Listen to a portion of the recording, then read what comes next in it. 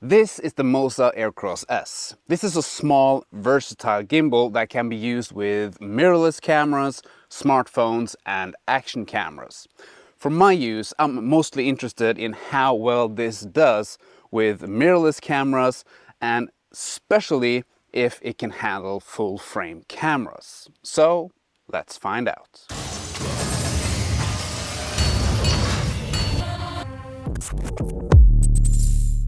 First, let me be fully transparent with you. Moza did send me this Moza AirCross S Gimbal for a review, but no money changed hands and the opinions is all my own.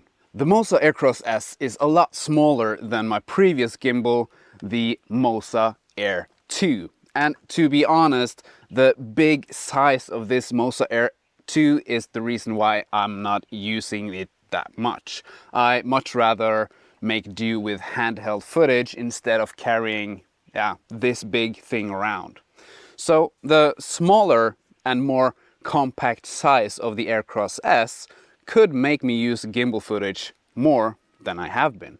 The Moza AirCross S comes in a bag, and if you want to, you can take out the foam and customize the storage area with the implemented dividers that's inside of the bag. Inside the bag, you get the L bracket that you can mount your camera on. Now, this L bracket can be mounted both horizontally and vertically onto the gimbal, depending on if you want to shoot for social media or videos like this on YouTube. You also get a tripod feed that you mount underneath your gimbal so your gimbal can stand steady on a flat surface. You get a phone clamp to mount your phone to the gimbal if you want to use the gimbal with your phone. You also get an Arca Swiss compatible mounting plate for your camera, and you get the gimbal itself. You also get two different connection wires or cables depending on what kind of camera you have to be able to connect your camera to the gimbal. And you also get a charging cable, a USB-C to USB-A cable. On the gimbal, you find one USB-C connection for charging the gimbal batteries, and 1 hour of charging gives us between 10 to 12 hours of usage. But the USB-C connection also works for connecting your camera to the gimbal. With the camera connected, you can start and stop recording by pressing the record button on the front of the gimbal. That's this one. The joystick is now placed by itself on the left side. I personally like this very well because it makes it easier to maneuver the gimbal while I'm having a good grip on it. Because on my Moza Air 2, the joystick is placed on the grip and it's not the best placing in my opinion. But having the joystick on the left side, it could be a problem for left-handed people, just saying. Next to the joystick we have the menu button. One click gives us the menu of the gimbal and you can use the joystick to maneuver in the menu. The menu is not the most advanced, it's very basic actually, but you get what you need, like auto tuning for example. By double tapping on the menu, you switch between the different modes like pan follow, tilt follow, first person view, lock mode and inception mode. On the other side we have the power button. One short tap puts the gimbal to sleep, and one more wakes it up again. Now, one long press turns it on and off. Double tapping the power button switches between the different levels of responsiveness of the gimbal. Right under the record button in the front, we have the trigger button, and that puts it into selfie mode by clicking it 3 times. And back to normal position by clicking it twice. Now, if we hold down the trigger, the camera stays level as we move the gimbal around.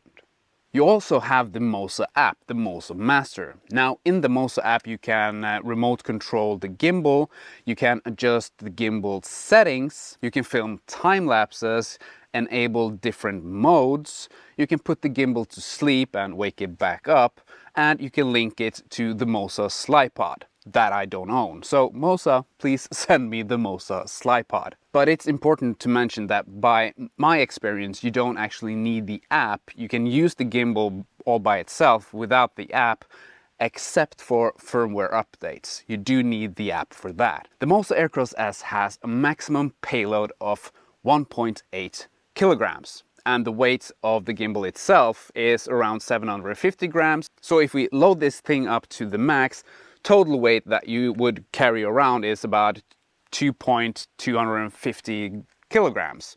Now, let's be honest, that's heavy if you're filming a 10-hour wedding, but compared to my Moza Air 2 that weighs a lot, it's not that much. And to be fair, you're probably not loading it up to the max either. My Sony A7R5 with the Tamron 17-28mm is about this much, and the Moza AirCross S has no problem holding this setup steady. The Canon R6 Mark II with the 14-35mm is about this much, and it also doesn't have any problem holding that steady either. So the problem is not the weight, it's more about the build of this gimbal. It's just a little bit too small, a little too tight to maneuver a full frame camera. The back end of the camera touches the back arm of the gimbal if you want to go in underslung mode, for example, but it doesn't mean that you can't use it with a full frame mirrorless camera. You just have to know about the limitations and work around them. By the recording of this video, Sony has just launched two new A7C cameras. The A7C II, that's based on the A7 IV, and the A7CR, that's based on the A7R5. Now, these are full frame cameras in a much smaller body, and they could actually be small enough for the Moza AirCross S, but I haven't tried them, so it's just a thought. But where this gimbal shines is with smaller cameras like this, like my ZV-E10. The gimbal has no problem performing with this camera, and here I have it paired up with the Sigma 18-50mm f2.8, and it would probably work with the new Sony A6700 also, which is a crop sensor camera. But the question is, do we actually need gimbals today? With cameras like the A7R5 that has up to 8 stops of IBIS, will a gimbal give more stabilization to that footage? I did a comparison with and without the Moza AirCross S on my Sony A7R5, the Canon R6 Mark II, both with the best IBIS that Sony and Canon has to offer right now. And I also did a comparison with my ZV-E10 that doesn't have IBIS. Now, first, let's look at the A7R5 handheld with IBIS.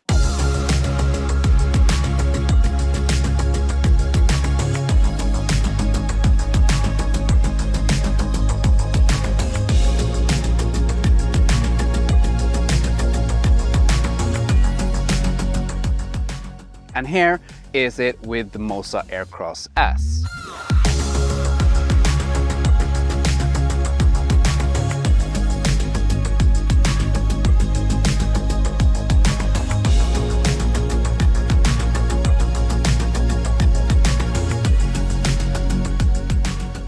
And if we compare the two side by side, we definitely see that the Moza AirCross S gives us the most stabilized footage.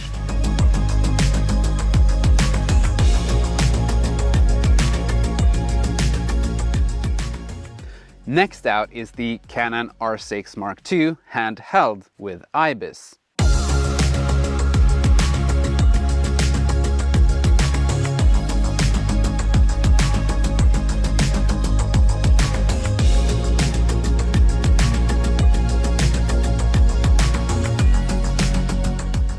And here with the Moza AirCross S.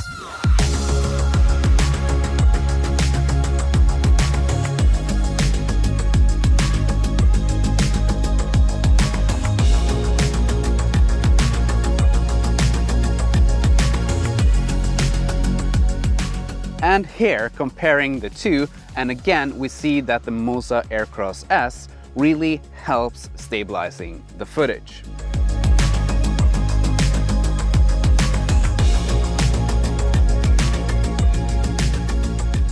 Last one out is the ZV-E10, here handheld without IBIS.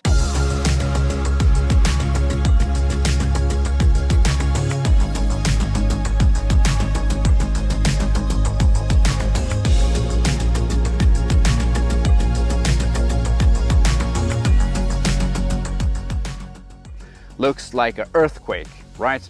But here we have it with the AirCross S.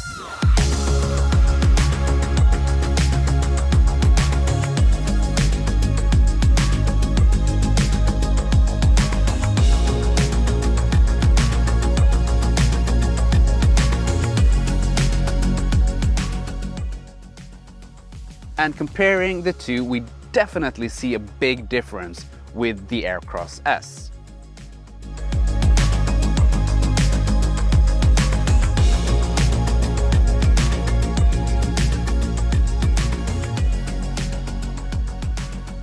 So if we were to sum it up, the Moza AirCross S really helps to stabilize the footage, even if the camera has up to 8 stops of IBIS. It works with full-frame mirrorless cameras, though with some limitations when it comes to the movement. But it's definitely a helpful tool for APS-C sized cameras, and now with the APS-C sized full-frame cameras like the A7C Mark II and the A7CR, the lightweight Moza AirCross S could be the perfect gimbal. And that's it for this video. I really hope you got something out of it, and if you did, click that thumbs up button down below, subscribe if you want to see more videos from me, and yeah, maybe I will see you in another video. Bye.